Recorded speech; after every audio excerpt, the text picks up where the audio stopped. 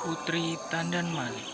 Pada masa lalu di Sulawesi Selatan berdirilah kerajaan bernama Uluwu. Sebuah kerajaan yang subur dan makmur. Raja mereka Datu Luwu adalah seorang yang arif dan bijaksana. Tak hanya kerajaan yang makmur, Datu Luwu juga dikaruniai seorang putri yang cantik. Ia adalah Putri Tandan Palik. Berita kecantikan Putri Tandan Palik telah tersebar ke seluruh pelosok negeri. Suatu ketika, datanglah utusan Raja Bone. Utusan itu berniat menyampaikan salam dan lamaran dari Putri Raja Bone untuk Putri Tandan Palik. Karena terbentur hukum adat, Raja Luwu bingung dan memutuskan meminta waktu untuk berpikir.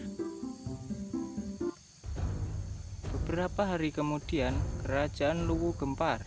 Putri Tandan Palik sakit dan tubuhnya dipenuhi bintik-bintik hitam. Tabib terbaik kerajaan tidak bisa menyembuhkannya dan takut jika penyakitnya itu bisa menular. Raja Luwu memutuskan untuk mengasingkan Putri Tandan Palik. Ia meninggalkan sebuah pusaka kepada putrinya. Putri Tandan Palik ditemani oleh dayang dan pengawal. Mereka berlabuh ke suatu pulau, lalu mendirikan rumah di dekat pohon wajo. Maka Putri Tandan Palik menemani pulau itu menjadi Pulau Wajo. Mereka hidup mandiri serta penuh kesederhanaan.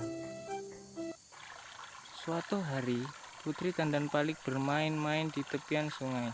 Tiba-tiba kerbau putih datang dan menjilati tubuh putri yang penuh bintik hitam. Ajaibnya, penyakit sang putri sembuh. Beberapa hari kemudian, Pulau Wajo kedatangan beberapa pemburu yang dipimpin oleh putra mahkota kerajaan Bone. Pangeran Bone terlalu asyik berburu dan akhirnya tersesat. Setelah lama berjalan, akhirnya sang pangeran menemukan pondok milik Putri Tandan Palik. Mereka berkenalan dan waktu sebentar saja keduanya menjadi akrab. Pangeran pun nampak tertarik dan ingin segera melamar Putri Tandan Palik menjadi istrinya. Putri Tandan Palik memberikan pusaka pemberian ayahnya. Pangeran harus memberikan pusaka itu kepada Raja Bone sebagai syarat agar pinangannya diterima. Bergegaslah pangeran pergi ke kerajaan Luwu. Sesampainya di kerajaan Luwu, sang pangeran pun menceritakan pertemuannya dengan Putri Tandan Palik. Ia menyerahkan keris pusaka dari sang putri. Raja Luwu pun menerima lamaran pangeran. Raja Tandan Palik berlayar menuju Pulau Wajo untuk menjemput Putri Tandan Palik. Raja meminta maaf kepada sang putri karena telah mengasingkannya. Putri Tandan Palik malah berterima kasih kepada ayahnya karena dapat hidup mandiri dan rakyat tidak tertular penyakit. Sampainya di kerajaan Luwu, sang pangeran pun menceritakan pertemuannya dengan Putri Tandan Palik. Ia menyerahkan keris pusaka dari sang putri. Raja Luwu pun menerima lamaran pangeran. Raja dan pangeran berlayar menuju Pulau Wajo untuk menjemput Putri Tandan Palik.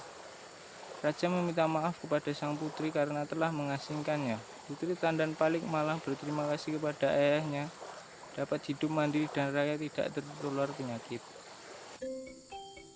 Akhir cerita, mereka pun kembali ke kerajaan Luwu. Pernikahan antara Putri Tandan Palik dan Pangeran Bone pun digelar. Mereka hidup bahagia selamanya.